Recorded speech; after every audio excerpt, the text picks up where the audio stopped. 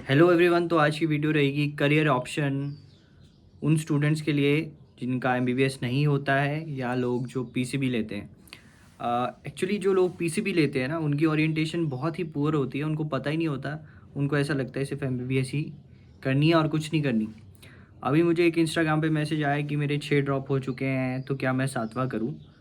तो मैं आपको एक यहाँ पे स्क्रीन पे एक बुक की फ़ोटो दिखाऊंगा। ये हमारी मेडिसिन की एक क्लिनिकल बुक है, उसमें ये लिखा है the role of a physician, है ना, is to educate the masses not to take medicine.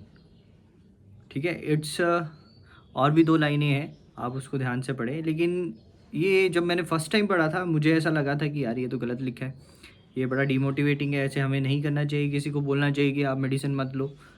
But later on मुझे रियलाइज़ हुआ कि यार ये बताना लोगों को बहुत ज़रूरी है कि एमबीबीएस ही सब कुछ नहीं है। आप 6-6 7-7 साल ड्रॉप करके अपनी 25 साल तक उम्र तक पहुंच जाते हो and you hadn't achieve anything, और उसके बाद भी बहुत कम चांसेस है कि आपकी सीट निकल जाएगी।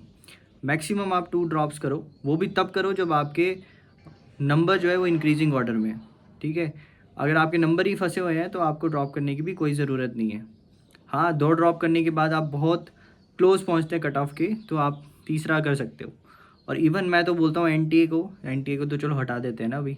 सीबीएसई अगर जब नीट कंडक्ट कराने आएगी या कोई नई बॉडी बनेगी, तो उसको मैक्सिमम 3 अटेम्प्ट्स ही रखने चाहिए। ये ऐड ऑन प्रेशर आता है बच्चों पे, और बच्चे अच्छा नहीं कर पाते हैं। ठीक है, तो आपको एक न्यूज़ दिखाऊंगा अभी।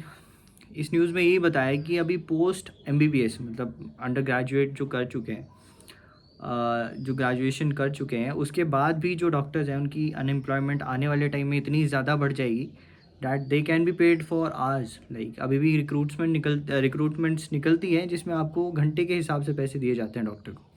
तो ये टाइम भी आएगा। तो आप लोग अब ऐसे कहते हैं कि जी इज़्ज़त मिलती है, पैसा मिलता है। तो डॉक्टर आदित्य संजय गुप्ता का भी आप ये वीडियो देख सकते हैं, मैं स्क्रीन पे दिखाऊंगा। इसमें बहुत अच्छी चीज़ कही है कि अगर आपको ग्लैमर चाहिए, आपको अगर पैसा चाहिए, तो आप इस फील्ड में मत आओ। ठीक है, और इज़्ज़त और पैसा भी बहुत लेट मिलता है, इतनी जल्दी नहीं मिलता है। ठीक है, तो आपको एक टाइम पे अपने आप को मनाना पड़ेगा कि शायद मैं इसके काबिल नहीं हूँ। ठीक है, अपना एक्सेप्टेंस ऑफ फेलियर भी बहुत ज़्यादा ज़रूरी है, जो बच्चे मना नहीं पाते हैं। बच्चे 3 साल सेम गलती करते हैं कि फ़िज़िक्स नहीं पढ़ते हैं और उनके फ़िज़िक्स में नंबर नहीं आते हैं, तो आपका नीट नहीं हो सकता। बार बार ड्रॉप करके आप अपने पेरेंट्स को भी तंग करोगे, अपनी मेंटल हेल्थ भी तंग करोगे। तो अब हम देखेंगे कि करियर ऑप्शन और क्या क्या है, हम क्या क्या कर सकते हैं। ठीक है, एमबीबीएस के अलावा क्या क्या कर सकते हैं। सबसे पहला आता है कि आपके पास अगर इनफ मनी है, लाइक 30 लाख 35 लाख सबके माँ बाप के पास होते हैं। अगर आपको बहुत ही शौक है कि डॉक्टर बनना है, तो आप फ़ॉरेन जा सकते हैं। जैसे ही नेक्स्ट आएगा, उससे फ़ॉरेन वाले मेडिकल ग्रेजुएट्स को बहुत फ़ायदा होगा। बहुत पैसा है, सेमी प्राइवेट प्राइवेट आप कर सकते हैं। अगर उतना पैसा नहीं है और फ़ॉरेन जाने के लिए भी पैसा नहीं है, तो ठीक है, आप एमबीबीएस के अलावा कुछ और ऑप्शन देख सकते हैं। उसके बाद जो लोग लेते हैं एमबीबीएस के बाद, वो बीडीएस लेते हैं। देखो, बीडीएस ऐसा है कि एक इंडिपेंडेंट ब्रांच है। लाइक वो जो काम कर सकते हैं वो एक एमबीबीएस वाला नहीं कर सकता। ठीक है, तो उनका एक पर्सनल काम है, तो ये बहुत अच्छा काम है। सर्जिकल स्किल्स भी उसमें पता चलती है। अब तो एडवांसमेंट इतनी आ गई है कि बीडीएस भी बहुत ज़्यादा ग्रो कर रहा है।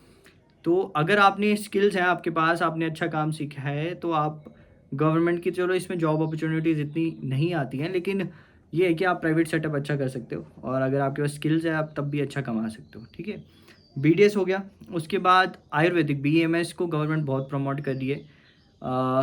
और काफ़ी डॉक्टर्स ऐसे होते हैं जो बीएमएस करने के बाद भी एलोपैथी दवाइयाँ देके अपना बिजनेस चलाते हैं, और वो ठीक है, लोगों का मतलब काम निकल रहा है और वो लोगों को ठीक कर रहे हैं, तो इसमें कोई बुरी बुरी बात नहीं है। और आप भी आयुर्वेदिक भी कर सकते हैं, और आयुर्वेदिक की पोस्ट भी निकलती हैं, और सेम ही सिलेबस रहता है, कोई ज़्यादा फ़र्क नहीं रहता। ठीक है, बाकी जो कोर्स लेते हैं लोग, जैसे बीएचएमएस के लेते हैं, होम्योपैथी, आयुष के कोर्सेज लेते हैं। लाइक आयुष की फुल फॉर्म आयुर्वेदा, योगा, यूनानी, होम्योपैथी, सिद्धा। तो इसमें होम्योपैथी का थोड़ा स्कोप कम है यार। अब internal healing and palliative care में ज़्यादातर लोग इसको चुनते हैं, बट मेरे हिसाब से स्कोप कम है, रिस्क इसमें ज़्यादा है लेने पे। उसके बाद आता है बैचलर ऑफ वेटनरी साइंसेस। बहुत अच्छी पेमेंट है इनकी, बहुत अच्छा पे स्केल है, और अगर आप एनिमल लवर हैं तो आप डेफ़िनेटली जा सकते हैं। और आजकल देखना आने वाले टाइम में इंसानों से ज़्यादा जानवरों की कीमत होने वाली है, क्योंकि आपने देखा होगा आजकल घर में सबने पेट्स रखे हैं, ठीक है? और उसको इतना क्लोज़ रखा है अपने साथ कि उसकी केयर ज़्यादा हो रही है। तो बीवीएसी इवन फ़ॉरेन में भी आपका काफ़ी स्कोप रहता है इसका, बट आप इंडिया में भी कर सकते हैं और अच्छे-अच्छे कॉलेजेस हैं इंडिया में। बरेली, लखनऊ मेरे दोस्त भी करते हैं और दे आर हैप्पी। मतलब बार-बार ड्रॉप करने से तो बेटर है आप ये वेटरनरी साइंसेज़ लें। हिमाचल में भी बहुत अच्छा कॉलेज है। उसके बाद आता है कि एग्रीकल्चर, जैसे वेटरनरी नहीं मिलती तो एग्रीकल्चर, ऑल्दो इंडिया में एग्रीकल्चर का बहुत ज़्यादा स्कोप है। हर साल, हर महीने बहुत स्कोप है। तो एग्रीकल्चर आता है, हॉर्टिकल्चर आता है, फॉरेस्ट्री आती है। उसमें आप एग्रीकल्चर में कर सकते हैं, है ना? और बहुत सी पोस्ट आती हैं, गवर्नमेंट की भी आती हैं, agriculture development officers and all. और मेरे भी जानने वाले कुछ हैं और अच्छी पोस्ट पे वो लगे हैं। अच्छी इनकम हो जाती है और बढ़िया पेमेंट है, और कोई इतना नहीं होता कि मतलब आप एमबीबीएस करने के बाद भी धक्के खा रहे हैं, है ना? पीजी करने के बाद भी आपको ऐसा शिप की पोस्ट नहीं मिल रही है। तो ये टाइम भी आ गया इंडिया में। तो इट्स बेटर कि अगर आप ये ऑप्शंस भी ट्राई करें तो यू कैन अर्न अच्छा अमाउंट ऑफ मनी। उसके बाद नर्सिंग भी अब थोड़ी सैचुरेट हो रही है, क्योंकि नर्सिंग में भी बहुत ज़्यादा बच्चे हो गए हैं, एएनएम, जीएनएम, बीएससी नर्सिंग। हालांकि BSc nursing was far much better. और फिर उसके बाद एम्स के नॉरसेट वगैरह एग्ज़ाम दे सकते हैं, और उसमें तो मेल भी नर्सिंग ऑफिसर लगते हैं मेल एम्स में। तो हाँ ठीक है, अगर आपका फ़ॉरेन जाने का प्लान है तो आप नर्सिंग करके जा सकते हैं, या इवन फ़ॉरेन जाके नर्सिंग कर सकते हैं। अब इसके बाद मैं 2 ब्रांचेज़ की बात करूँगा, जो मेरे हिसाब से 2 ब्रांचेज़ ऐसी हैं जिसमें आप बहुत ज़्यादा इवन मिलियनर, बिलियनर भी बन सकते हैं।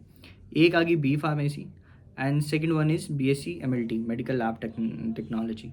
इसमें बच्चों को ये समझना है कि बी फार्मेसी अगर आप अच्छी करते हैं, आप अच्छा काम सीखते हैं, उसके बाद एमबीए के भी बहुत चांसेस रहते हैं, और इसमें आप ड्रग इंस्पेक्टर भी बन सकते हैं। That is a government job, है ना?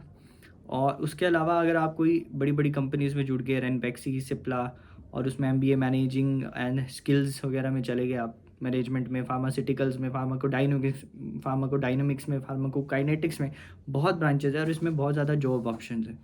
आप अपना सेटअप भी कर सकते हैं if you have ample amount of money. उसके अलावा एमएलटी में भी लैब टेक्नीशियंस, और अगर आप प्राइवेट, मतलब गवर्नमेंट तो निकलती हैं पोस्ट, बट प्राइवेट भी आप करते हैं तो आपका काफ़ी नाम हो जाता है ना। और ये अच्छी अच्छी फ़ील्ड है, और अगर आप ज़्यादा नहीं पढ़ना चाहते हैं, लाइक मेरे को लिमिटेड पढ़ना है, थोड़ा पढ़ना है और उसके बाद अपना प्राइवेट सेटअप करना है, तो ये दोनों बहुत अच्छे कोर्सेज़ हैं फ़ॉरेन जाने के लिए।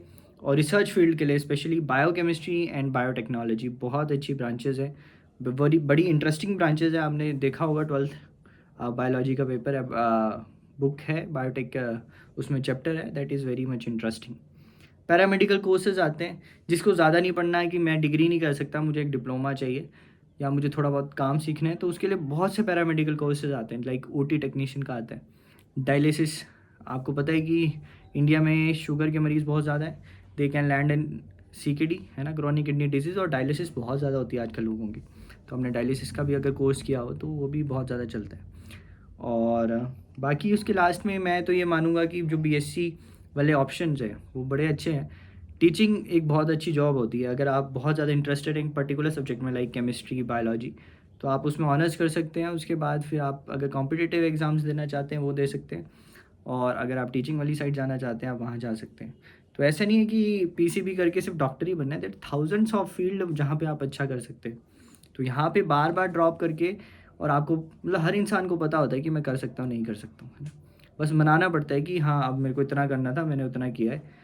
और एट लास्ट जो भी आप कोर्स करते हो, आपके पास स्किल्स होनी चाहिए, है ना? आपने उस कोर्स को अच्छे से करना है, अगर आप उस कोर्स को अच्छे से करेंगे, डेफ़िनेटली आप बहुत ज़्यादा एक्सीलेंस और अर्निंग कर सकते हैं। Thank you and all the best.